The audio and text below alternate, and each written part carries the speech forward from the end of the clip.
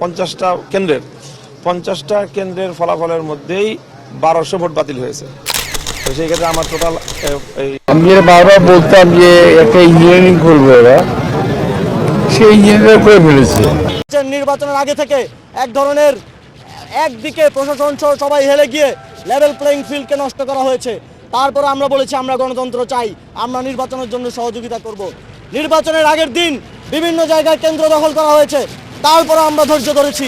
নির্বাচনের দিনের বেলায় মোটামুটি সুষ্ঠুভাবে নির্বাচন হলেও রাতের বেলা আপনারা ভোটের সংখ্যা নিয়ে যে ইঞ্জিনিয়ারিং করেছেন, এই ভোট কেন্দ্র ঘেরাও করেছে। তো এই সংবাদ পেয়ে আমাদের লোকজনও সেখানে গেছে। এই পরিস্থিতি উত্তপ্ত হওয়ার এক পর্যায়ে সেখানে আর্মি গেছে। আর্মি গিয়ে সেই ব্যালট সব সহ তাদেরকে ওখান থেকে নিয়ে চলে আসছে এবং কেন্দ্রে যে একটা ফলাফল ঘোষণা করা হয় এবং কেন্দ্রে টানায় দেওয়া হয়, সেটা কিছুই করা হয়নি। পরবর্তীতে আমরা সেটা পেয়েছি এবং সেখানে ট্যাম্পারিং করা পাই। সেখানে আমার প্রতিদ্বন্দ্বী প্রার্থীর নামে যে পরিমাণটা লেখা আছে সেই সংখ্যাটার মধ্যে ট্যাম্পারিং করা, মানে কাটা, একটা অঙ্ক লেখা ছিল সেটার জায়গায় আরেকটা অঙ্ক লেখা হয়েছে। তো আমার ধারণা আশঙ্কা যে সেখানে এরকম বড় একটা অঙ্ক, কয়েকশো ভোটের ব্যবধান সেখানে হয়ে গেছে।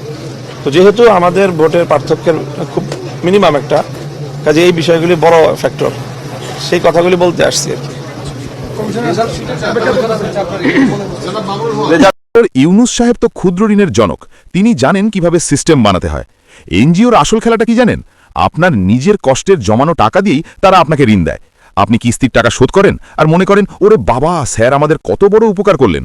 আসলে তো আপনার রক্ত জল করা টাকা দিয়েই আপনাকে দাতা সাজাচ্ছেন। ঠিক একইভাবে এখন দেশ চলছে। জনগণের আবেগ আর বিপ্লবকে পুঁজি করে গদি ভাগাভাগির এক অদ্ভুত কিস্তি শুরু হয়েছে। মজার কৌতুক, সবচেয়ে বড় কৌতুক হলো এবারে নির্বাচন আর এই তথাকথিত উচ্চকক্ষের মূলা। আমরা রোদে পুড়ে ভোট দিলাম, কেউ জিতল কেউ হারল, কিন্তু ইনসাফের নামে এখন কি নাটক হচ্ছে? যারা জনগণের ভোটে পাশ করতে পারল না, যারা প্রত্যাখ্যাত হলো, তাদেরও নাকি কৌশলে উচ্চকক্ষের নামে সংসদে ঢুকিয়ে দেওয়া হচ্ছে। বিএনপিকে একাই জিতিয়ে সরকার বানানো হলো, আবার নিজেদের পছন্দের লোকদের বিরোধী দল হিসাবে সেট করে দেওয়া হলো।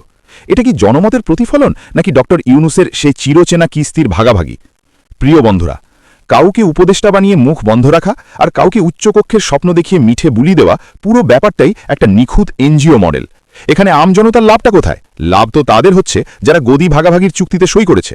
ইনসাফ কি কেবল স্লোগানেই থাকবে নাকি সাধারণ মানুষও এর ভাগ পাবে? বন্ধুগণ, এটা কি আসলেই মুক্তি নাকি ইতিহাসের সবচেয়ে বড় শুভঙ্করের ফাঁকি? আপনার বুক চেরা চিৎকার কমেন্টে জানান। চুপ থাকবেন না, কারণ আপনার নীরবতাই তাদের কিস্তির কিস্তি বাড়াচ্ছে।